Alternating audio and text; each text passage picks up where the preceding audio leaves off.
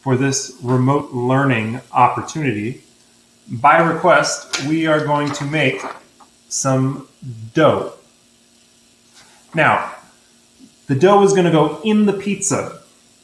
If you are a longtime viewer of Office Hours with Mr. Green, you will know that our original first Meal Prep Monday, we made a pizza, but we had made the dough for the pizza before Meal Prep Monday.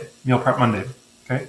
Today, for this edition of Office Hours, we are going to make the dough and nothing more. But I want to think about this word, dough. Seems so simple. D-O-U-G-H. And I've underlined the last two letters in dough because when we say that word dough, I hear the D, I hear the OU making that O sound, it's called a diphthong, but I don't hear the GH. I don't hear that final consonant blend, is what it's called. It's silent. Okay? As we're making the dough today, we're going to be thinking about the sounds at the end of words. Okay? Dough, you cannot hear those last two letters, the GH. However, as we are making the dough today, you're going to hear some words that are going to end with the sound ST, the st sound, like with the teeth. St. Okay? This is my challenge to you. As we are making the dough over these next 15 minutes, I want you to see whether you can hear every word I use that ends with that st sound. Now remember, I don't want the st sound at the beginning. For example, we're going to start by measuring out the ingredients, and we're going to stop at the end when I've made the dough and I'm going to have to let it rest. So start and stop come at the beginning. Don't worry about those. But ingredients, TS, and rest, ST, at the end.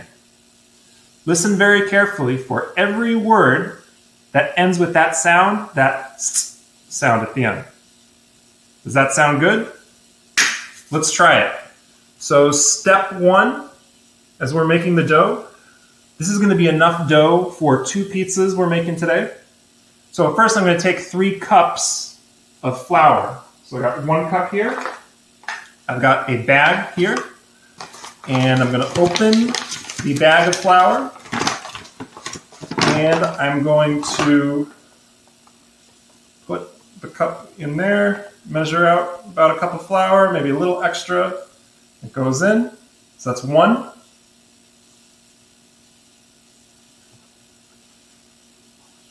2. So that's all done. 1 more cup of flour. And we'll bring the camera down a little bit so it's easier to see inside the bowl. I'm going to open a new bag of this all-purpose flour. It's unbleached.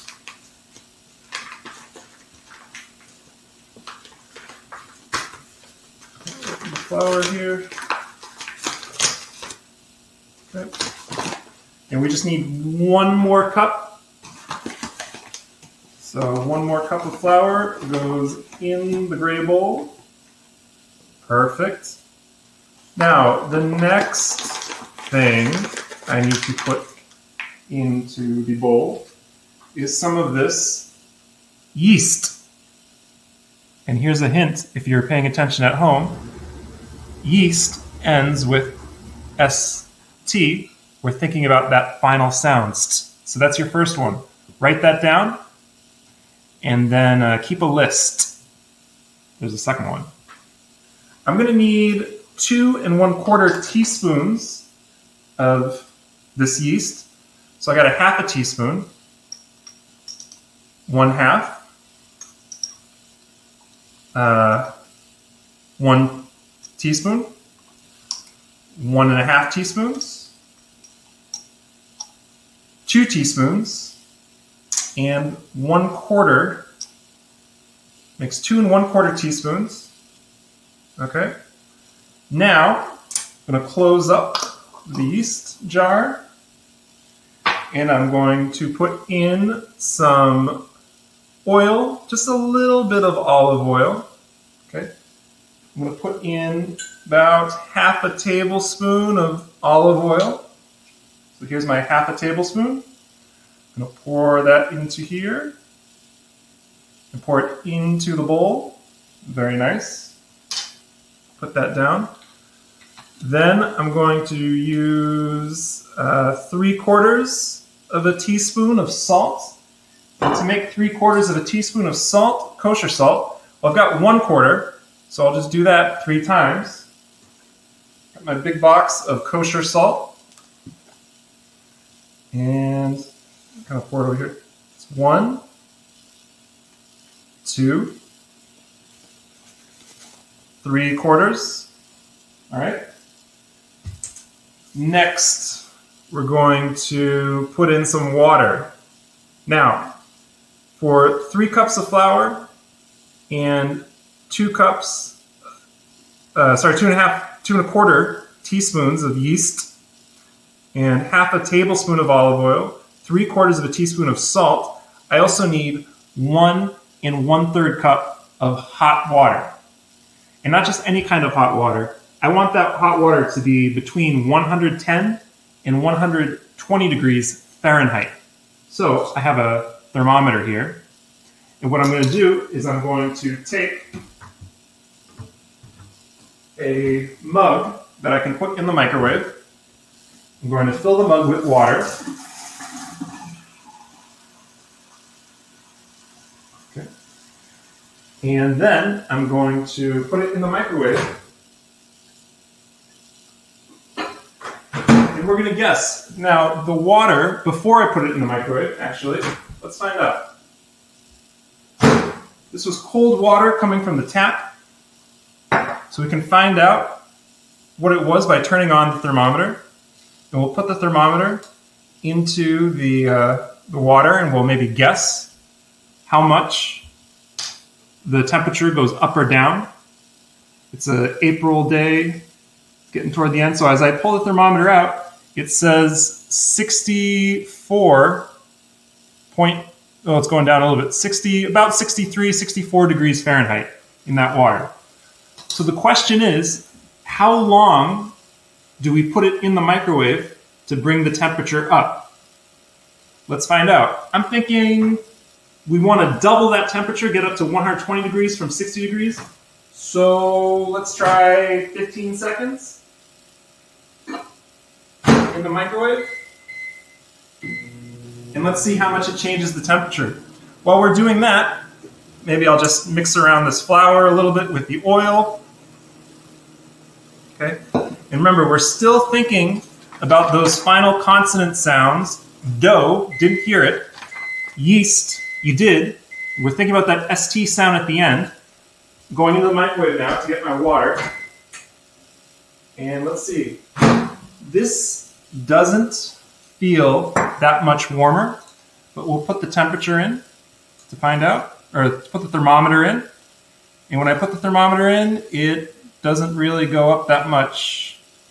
Now it's like 68 degrees. Okay? So I need to put the water in the microwave for way longer than 15 seconds.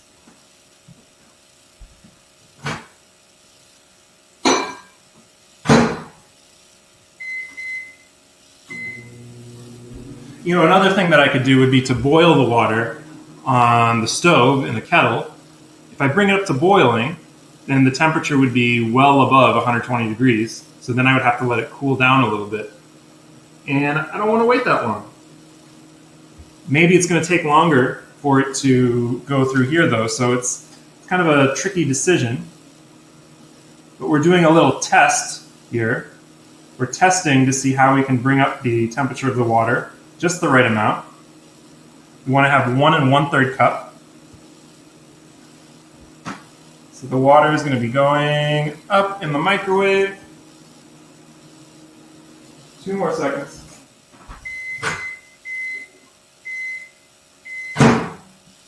this feels much warmer to the touch.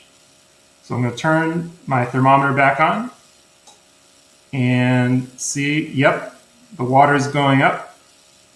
Now it is about 85 degrees, but that's still not 120. It's going to take a long time using this microwave method. So instead, what I'm going to do, so I'm going to take this kettle, okay? I'm going to pour the water into the kettle. I'm going to put the kettle on the stove, and I'm going to turn the kettle up to high. And at some point, that's going to start boiling. The electrons in the kettle are going to start moving around. The atoms are going to start moving around. The protons are everything's just going to start moving around. They're going to get more active with the heat energy. And it's going to cause the water to boil. It's going to raise that temperature. Now, while we were doing that, all right, maybe while we're waiting, we could always take a look at some Duolingo. Taking the kettle off the stove. Okay. Now, I'm going to pour this boiling water. You see the steam coming out of the top of the kettle. I'm going to pour it into here. I hope that's a cup and a third. Okay. Take out the thermometer again. Turn it on. Put it into the boiling water. And what temperature do we have here? That's much hotter. It's too hot, in fact. Too hot. So here's what we're going to do. That went all the way up to 175 degrees. Okay, boiling it was too hot, and that's because the boiling point of water is, well above the temperature that I needed. Okay, so what we're going to do is we're going to mix it up a little bit. First, I'll take some cold water. So here's 1/3 of a cup of cold water, and then I'll pour some of that hot water, boiling hot water, into the cold water. Okay, so I mix them up and check the temperature again with the thermometer.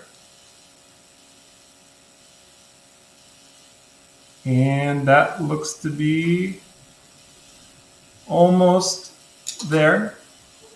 So what I'm going to do is I'm going to put a little more water into here. Cold water into the cup. Now the reason that I don't want to make the water too hot is that it's going to kill the yeast that's in the bowl, the mixing bowl. And I don't want to kill the yeast. I just want to activate it. I want to warm it up. So we're letting this water cool down. Now let's see, we got the water in here. This is the boiled water plus the cold water. And this is going up to 134. Still too hot. 38. This water down here, it's a little bit cooler. 138. 39. Okay, so what I'm going to do is I'm going to pour out some of this water. I'm going to put in some cold water. We'll try it again. So now it says the temperature is 110 degrees. It's perfect, right? We wanted between 110 and 120. So what I'm going to do is, while that's still at that temperature, I'm going to take 1/3 of a cup and put it into the bowl. Now I'm going to take 1/3 of this cup of water and check it. And I'm hoping that it's between 110 and 120 degrees. And it's still a little too hot, so what I'm going to do is I'm going to pour it into the colder water. And check this in here.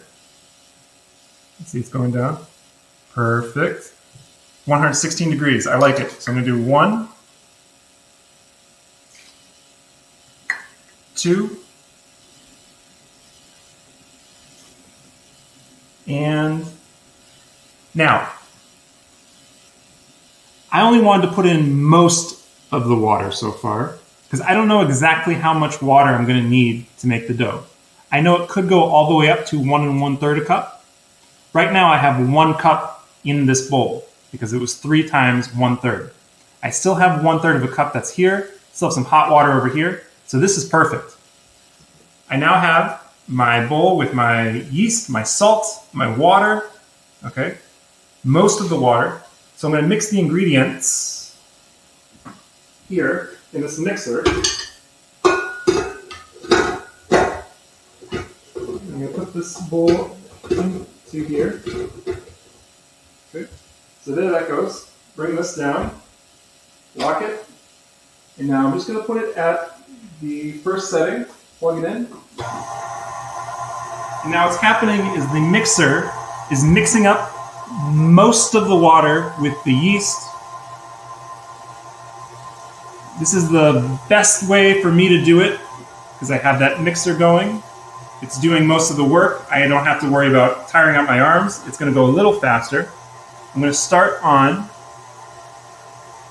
setting 1, and I'm going to take a look at it. And if I need to put more water in, I still have that 1/3 of a cup of water in, I can still put it in there. You can see it moving around.